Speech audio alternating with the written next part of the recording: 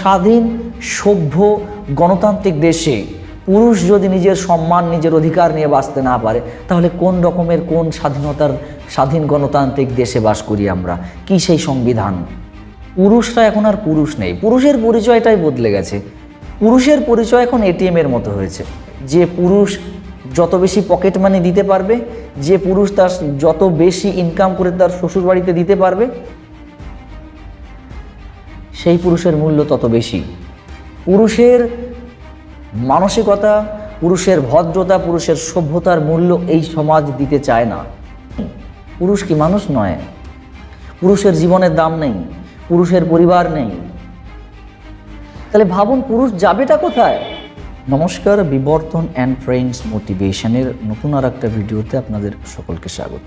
অতুল সুভাষ পেশায় একজন ইঞ্জিনিয়ার, বেঙ্গালুরুতে থাকতেন। তিনি বিবাহিত ছিলেন এবং তার একটা বাচ্চা ছেলে ছিল।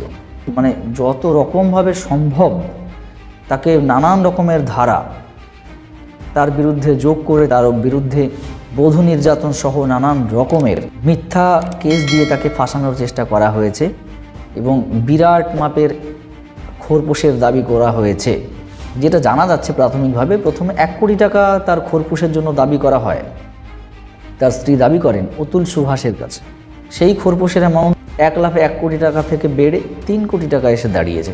এই যে প্রসেসটা, যেটা নিয়ে এই মুহূর্তে দেশে আলোচনা চলছে এবং আলোচনাটা হওয়া উচিত, আপনি বিশ্বাস করুন আর না করুন, নারীদের সমর্থনে সবচাইতে বেশি যারা পাশে দাঁড়িয়েছে তাদের নাম পুরুষ। এটা আপনি বিশ্বাস করুন আর না করুন, এটাই রিয়ালিটি। হ্যাঁ, আমি সবাইকে জেনারেলাইজ করছি না, কিন্তু বেশিরভাগ ক্ষেত্রে এটাই ঘটে থাকে। আর এটাই সত্যি কথা, এটাই বাস্তব। মেয়েরা বা নারীরা বিপদে পড়লে বরাবর পুরুষ তার পাশে দাঁড়িয়েছে, তার হয়ে কথা বলেছে। কিন্তু বিড়ম্বনাটা কোথায় বলুন তো? একই রকমভাবে একই দেশে একই সংবিধানের অন্তর্গত একই সমস্যার সম্মুখীন যখন একটা পুরুষ হয়, তাকে নিয়ে কোনো কথা হয় না। মনে অত্যন্ত কষ্ট নিয়ে বলছি, তাদের জন্য কোনো প্রতিবাদ মিছিল হয় না, তাদের জন্য হ্যাশট্যাগ সোশ্যাল মিডিয়াতে চলে না, আন্দোলন চলে না। সর্বোপরি একটা স্বাধীন গণতান্ত্রিক দেশের নাগরিক যার অবলম্বনে বেঁচে থাকে, সেটা হচ্ছে সেই রাষ্ট্রের সংবিধান।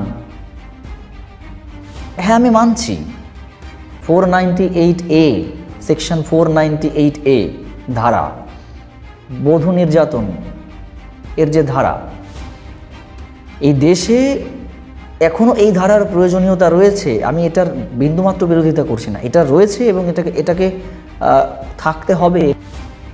কিন্তু দুঃখের বিষয়, একই সংবিধানে একই রাষ্ট্রে একই দেশে থাকার পরেও, একই সংবিধান পড়ে যারা বড় হয়েছি, সেই সংবিধানে আমাদের দেশে পুরুষদের পুরুষ নির্যাতন বা স্বামী নির্যাতনের আইন কিন্তু নেই।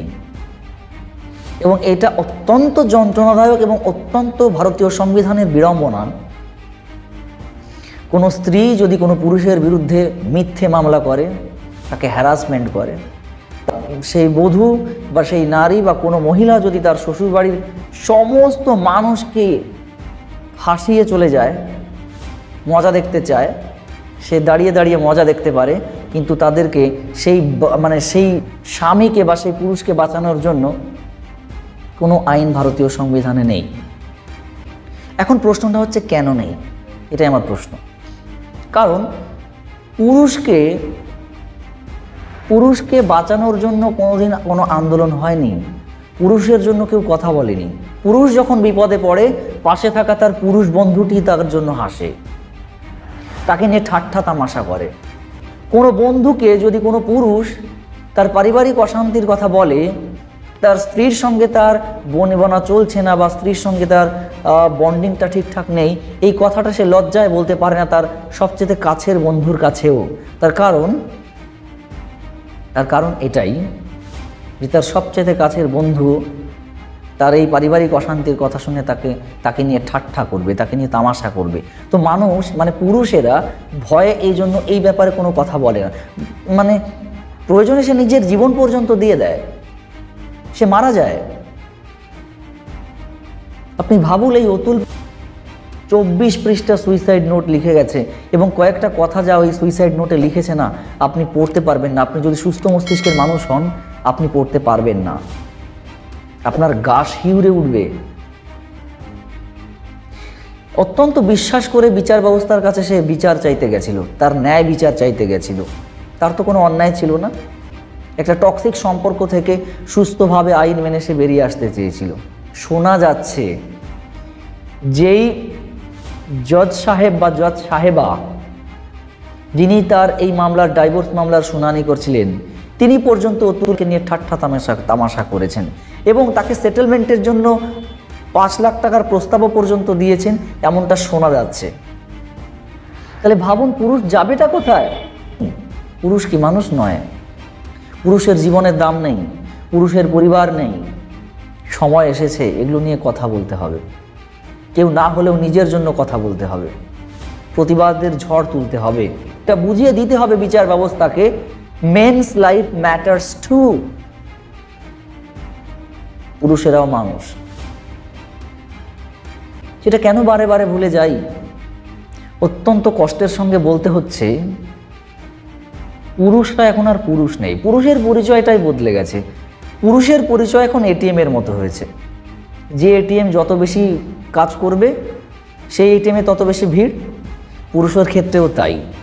যে পুরুষ যত আর্থিকভাবে সচ্ছল, যে পুরুষ যত বেশি পকেট মানি দিতে পারবে, যে পুরুষ তার যত বেশি ইনকাম করে তার শ্বশুরবাড়িতে দিতে পারবে, সেই পুরুষের মূল্য তত বেশি। পুরুষের মানসিকতা, পুরুষের ভদ্রতা, পুরুষের সভ্যতার মূল্য এই সমাজ দিতে চায় না। কতটা ভয়ঙ্কর কষ্ট পেলে একটা মানুষ নিজের সুইসাইড ভিডিওতে, মানে সে সুইসাইড করার আগে 2 ঘন্টার একটা লাইভ ভিডিও করেছে ফেসবুকে। সেই ভিডিওতে সে বলে গেছে, তার সুইসাইড নোটসে সে বলে গেছে, তার জাস্টিস সে যদি না পায়, সে মারা যাওয়ার পর তার যেন সেই অস্থিটা যেন বিসর্জন না দেওয়া হয় গঙ্গায়, তার অস্থিটা যেন কোর্টের সামনে কোনো নোংরা নর্দমার জলে তার অস্থিটাকে ভাসিয়ে দেওয়া হয়। কতটা কষ্ট পেয়ে একজন পুরুষ মরলে আত্মহত্যা করার আগে তার এই সুইসাইড নোটে এই কথাগুলো লিখতে পারে, একবার ভেবে দেখেছেন? পুরুষদেরকে বর্তমানে এটিএম মেশিনের মতো ব্যবহার করা মহিলাদের যুগে যে মানুষ, যে মহিলারা, যে নারী আজও পর্যন্ত তার স্বামী, আজও পর্যন্ত তার পছন্দের পুরুষকে তার বিপদে, তার দুঃসময়ে পাশে থেকে তার শিরদাঁড়া হয়ে তাকে সবসময় সাপোর্ট করে যান, আজকের এই ভিডিওটি তাদের জন্য সেলুট রইল। 2024 সালে আপনারা রোল মডেল নারী জগতের, এবং এই কথাটা বলতে কোনো বাধা নেই, দ্বিধা নেই। পুরুষেরও ফ্যামিলি থাকে, তার ইচ্ছে থাকে, তার স্বপ্ন থাকে। একটা পুরুষ কিন্তু টাকার গাছ নয়, একটা পুরুষ কিন্তু এটিএমের মেশিন নয়। সুইসাইড করার আগে সে একটা লাইভ ভিডিও করে রেখে গেছে, তাই তার জীবন দিয়েও সে চেষ্টা করে গেছে ভারতবর্ষের পুরুষদের জন্য একটা কিছু করে দেওয়ার। অথচ আমরা কিন্তু সবাই মনে মনে সব কিছু জানি, কিন্তু সে ব্যাপার নিয়ে কোনো কথা নেই, কোনো প্রোটেস্ট নেই, কোনো হ্যাশট্যাগস রানিং নেই সোশ্যাল মিডিয়াতে, কোনো মিছিল নেই, কোনো মিটিং নেই, কোনো প্রতিবাদ নেই, কোনো শোক মিছিল নেই। এটাই পুরুষ। পুরুষ হওয়াটা অত সোজা কাজ নয়। পুরুষ হওয়াটা অতটা সোজা কাজ নয়। আমি জানি পুরুষদের মধ্যেও অসভ্য লোক আছে, পুরুষদের মধ্যেও শয়তান রয়েছে, পুরুষদের মধ্যেও ডিসঅনেস্ট মানুষ রয়েছে, কালপ্রিট রয়েছে। আমি সেটা নিয়ে একবারও আমার সেটা নিয়ে দ্বিমত নেই। কিন্তু এর মধ্যেও বহু মানুষ আছে, বহু পুরুষ আছে যারা অত্যন্তই সৎ, অত্যন্তই নিষ্ঠাবান। তাদের জন্য তো কোনো আইন থাকা বাঞ্ছনীয় নয় কি? স্বাধীন, সভ্য, গণতান্ত্রিক দেশে পুরুষ যদি নিজের সম্মান, নিজের অধিকার নিয়ে বাঁচতে না পারে, তাহলে কোন রকমের, কোন স্বাধীনতার, স্বাধীন গণতান্ত্রিক দেশে বাস করি আমরা? কি সেই সংবিধান? কি ভাবছেন আপনারা? অবশ্যই এই বিষয়ে কমেন্ট সেকশানে আপনাদের মতামত এই ব্যাপারে জানাতে ভুলবেন না। ভালো লাগলে সাবস্ক্রাইব করে রাখুন এরকম আরও ভিডিও পাওয়ার জন্য। নোটিফিকেশনটা অন করে রাখুন যাতে সবার আগে আমার ভিডিও আপনাদের কাছে পৌঁছায়। ভিডিওটা প্রচুর প্রচুর প্রচুর সকলের সঙ্গে শেয়ার করুন। আপনাদের সাপোর্ট, আপনাদের ভালোবাসা ভীষণ ভীষণ দরকার। চলুন খুব শীঘ্র দেখা হচ্ছে অন্য একটা ভিডিওতে, অন্য একটা টপিকের সঙ্গে। ততক্ষণ সকলে ভালো থাকুন, সুস্থ থাকুন। জয় হিন্দ, বন্দে মাতরম। অনেক অনেক ধন্যবাদ।